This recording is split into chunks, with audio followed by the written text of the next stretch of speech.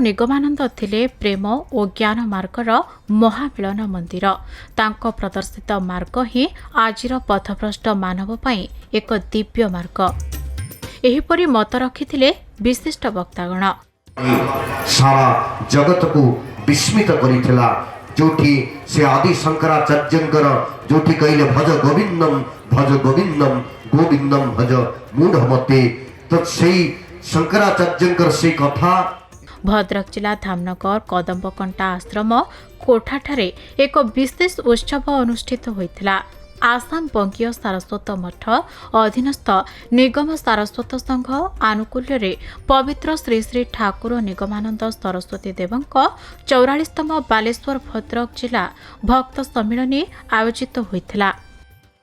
2 दिन धरी अनुष्ठित ही महोत्सव रे समग्र अंचल एक आध्यात्मिक वातावरण सृष्टि करिथिला।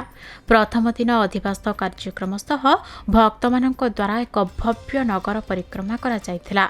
एहापरे गुरुदेवंक पूजार्चना सहित साधारण धर्मसभा रे ठाकुरंक आदर्श और बाणी उपरे आलोकपात करा जायथिला।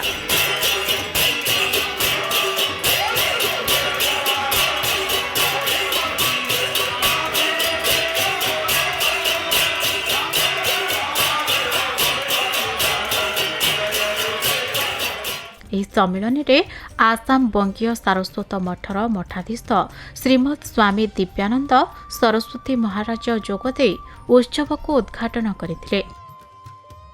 विशेष अतिथि भाव में स्वामी पुरुषोत्तमानंद सरस्वती, स्वामी श्रद्धानंद महाराज, स्वामी शिवानंद महाराज प्रमुख जोगदे ठाकुरों बाणी और उपदेश आलोचना करथिले।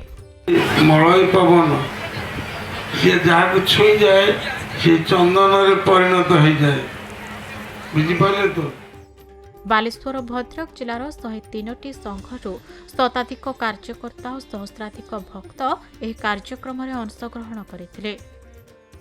तो छोट बेलू ठाकुर को जानी मो बापा माँ ये जानी ठाकुर को चिन्ही आ मो जीवन तो बहुत कष्ट आसे भगवान को सब बेले डाकी से मो दुख शुणी आ बर्तमान तो मो शाशुर बाहरी आसिक मो बाप घर रही चरण तले सब बेले सेवा करुच्ची। फल संज पूजा प्रार्थना सब करुच्ची आ चरण तले सब बेले मो जीवन को मु उत्सर्ग कर देछि। ठाकुरों जयगुरु ध्वनि रे समग्र अंचल प्रकम्पित होगा सह एक अपूर्व भक्तिवाद सृष्टि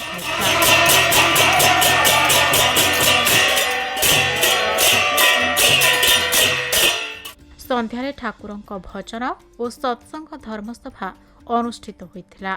तो जेतबेले मु एडमिशन हेली योगा रे तो सेतबेले मो पाखरे किछि भी माने आर्थिक सहाय नथिला।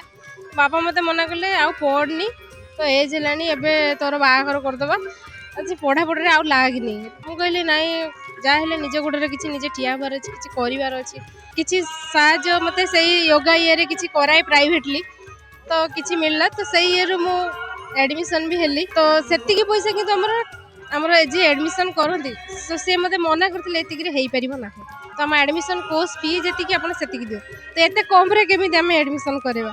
मु कहले बहुत रिक्वेस्ट करथिली किंतु मैडम रखी नथिले। तापर मु सेठी फेरी आसी ठाकुर को जानिथिली ठाकुर आपण यदि इच्छा थिबो ताले एटा आगु को जिबो यदि इच्छा नथिला तापर किछि गोटे 2 दिन भितर से मैडम मते फोन कले नाही सुभद्रा तमे आसो आउ मो सेति भितर मु करे दउची तापर तमे धीरे धीरे करके इन्स्टॉलमेंट करके दबो पैसा।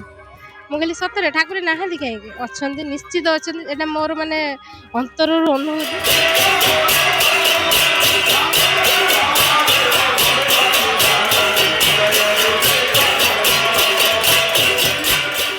आम धर्म संस्कृति और परंपरा विषय रे अधिक जानिबा पई देखंतु आम भक्ति ओडिशा आध्यात्मिकतार अनुभव।